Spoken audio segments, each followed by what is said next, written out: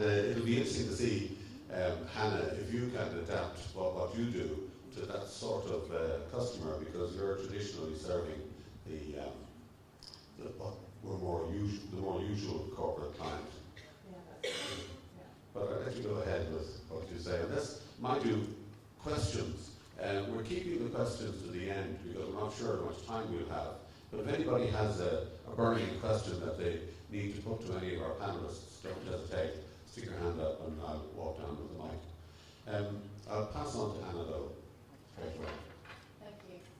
Well, what I thought I'd do today is actually take you all through some of the key motivations of actually why clients outsource to relocation management companies. I thought that might be really helpful to actually establish what some of the key value is.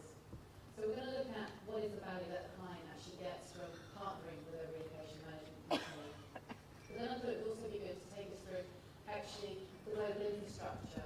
So how actually RMCs now have had to basically restructure and actually interface the structures of the multinational clients that we serve.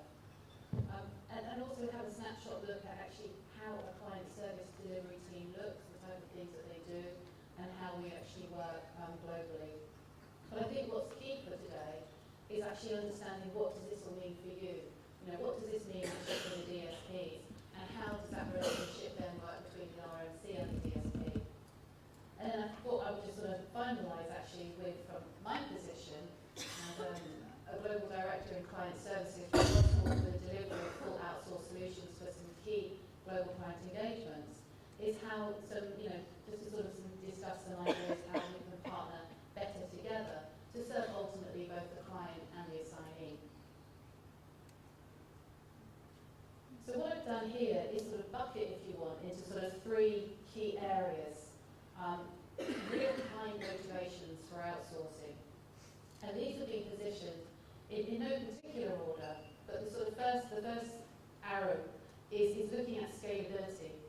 So what large global programs now who are looking for full outsource are partners who are equally global, who have that full internal infrastructure to be able to support the needs of the client mobility program.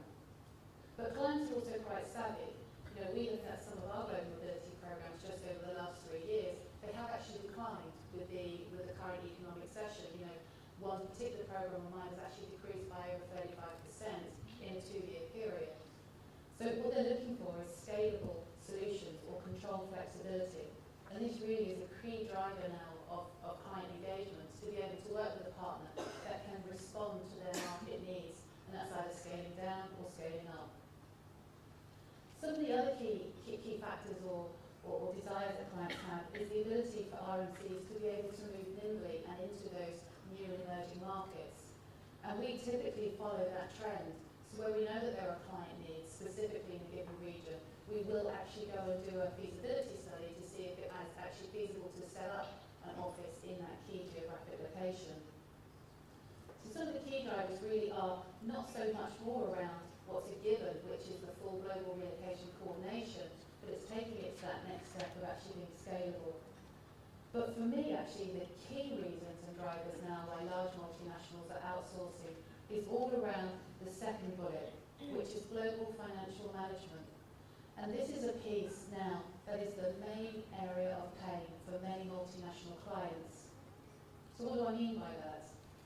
Well, global multinationals want RMCs now to take total responsibility for the full payment of all supplier or partner supply chain invoices, as well as the full payment of all assignee administrative expenses. And just to put that into some degree of scale for you, in 2012, Brookfield made over $1 billion of individual payments to either suppliers or directly to assignees for reimbursement of expenses. Now this is running into the hundreds of thousands of individual payments that we are responsible for delivering, tracking, recording, being fully compliant.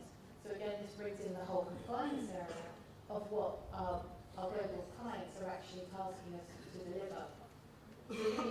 The second point is now a big driver, just as important as your ability to be able to deliver global relocation solutions. And then the third area that all clients are looking for is that ongoing partnering. It's no longer sort of seen as a supplier-client relationship. It it really is a long-term partnering relationship that you're moving into. So with each of the global mobility leaders that I work directly with, it's a case of sitting down on a regular basis and saying, okay, what are your program's long-term, short-term objectives? And they vary from client engagement to client engagements.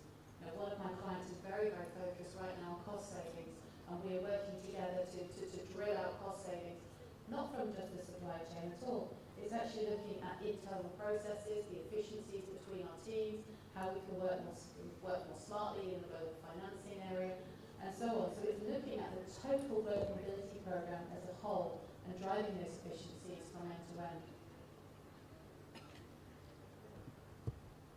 What I've got here really is a snapshot for you to depict the infrastructure that supports the global services delivery teams that we run at RMCs. Now these pertain particularly to Brookfield, but I am quite sure that they're very similar across all RMCs. And I am, if you want, with my client service teams, I'm an internal customer to the wheels on the outside of the spoke here. And the two sort of key areas that provide the support for my client service delivery teams are the Global Alliance Management or the vendor management teams. And we work very, very closely on a day-to-day basis with these teams.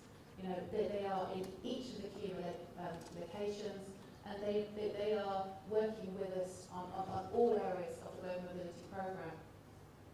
But the Global Financial Service teams as well actually work directly with us on the day-to-day too.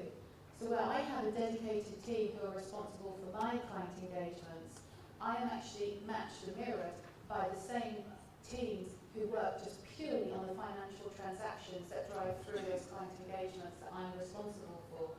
And I think that shows the testament and depth and breadth now of the financial administrative programme that RMCs are accountable for running on behalf of client engagements. And then the other spokes really are there as additional support. So I have a dedicated data analyst who's working with me and the team, running reports, looking at trends, identifying new areas that we need to review or present to the clients. What I'm showing here really is a snapshot in the day of Hannah. I'm one of several global directors at Brookfield, and this is what I am totally accountable for in the provision and running of the global accounts. And I think really for today, you know, the focus is very much on that sort of tactical supply chain management. And what I mean by that really does differ from what the global alliance management teams or vendor management teams do in their roles. But we do play a part in that, because on the day-to-day, it's my teams that you're speaking and liaising with. So this is Bailey. Bailey is a team member of mine. She's actually a team leader on the London team. And I have lots of lovely Baileys actually. I have a team of 20 sitting in 3 key regions, London, Singapore and the Americas. And we work, and a lot of our RMCs typically work on what we call a host-based model. So the teams where they're delivering the inbound services will actually sit. So what that means for any DSP who is actually sitting in the EMEA region, it would be the London team that you would be receiving the initiations and working with on that particular assignee file. Now on the right-hand side of the screen are actually the key responsibilities that Bailey and her team are responsible for delivering at any given point on any given assignee file. And those noted in blue are the actual duties that they will be working with you as destination service providers on during the life cycle of that assignee file.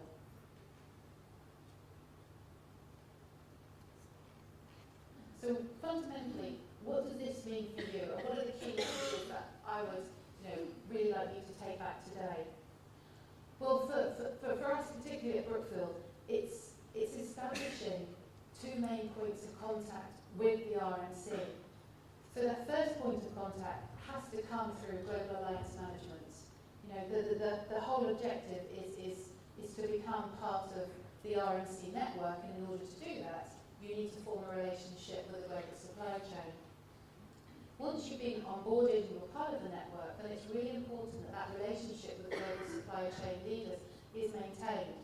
because ongoing supplier relationship is absolutely critical. And I'm sure many of you here today have sat through performance reviews, gone through scorecards, had discussions with all the key RMCs that are representative here at this conference. So I really urge you to sort of keep pushing in that direction. But the second point of contact then, and I think this is where it comes a little blurred, is in actually forming direct relationships with the individual client service delivery teams. And I know that can sometimes be a little bit blurry, because from one particular RMC, you could be receiving a number of different initiations for multiple client engagements. So, you know, at Brookfield, we have over 500 clients, of which, okay, we don't all service out of London, but there are a very, very large number of global client engagements that sit just within the EMEA region, where you'll be receiving initiations from. So what I would sort of give steer to is actually to form direct relationships with those client service teams too. So where you have, say, significant volume coming from one particular global client engagement, really get to know the global consultant, the team lead, the account manager. Come in, meet and greet if you're happen to be in London or there is an opportunity to meet the client service teams. Because the client service teams are the custodians. They're the central point of advocacy who are acting on behalf of the clients. They are the gatekeepers to the policy, the programs. They quite often have the ability to make approvals on behalf of the client. So they really are representing the clients, and it's there that the relationships can really benefit from having that lovely close working relationship with the DSPs.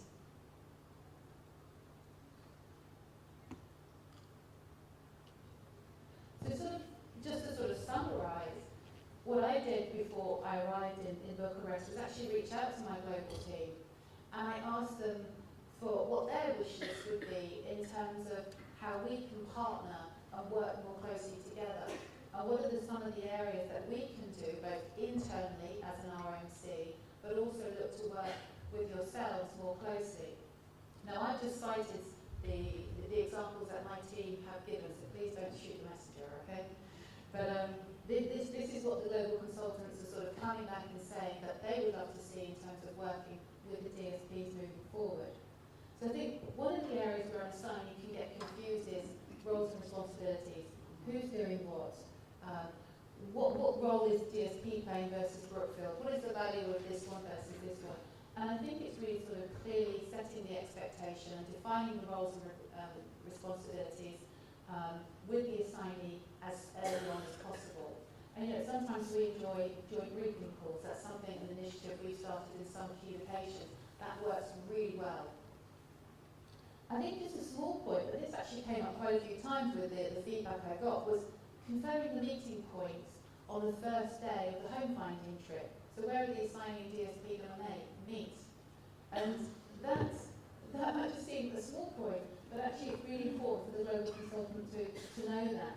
So it doesn't sound like the global consultant, when they're speaking with the assignee, is playing catch up within the conversation and information that the DSP's already got and discussed with the assignee. So I think the key there is communication and everybody remaining in the loop and staying informed.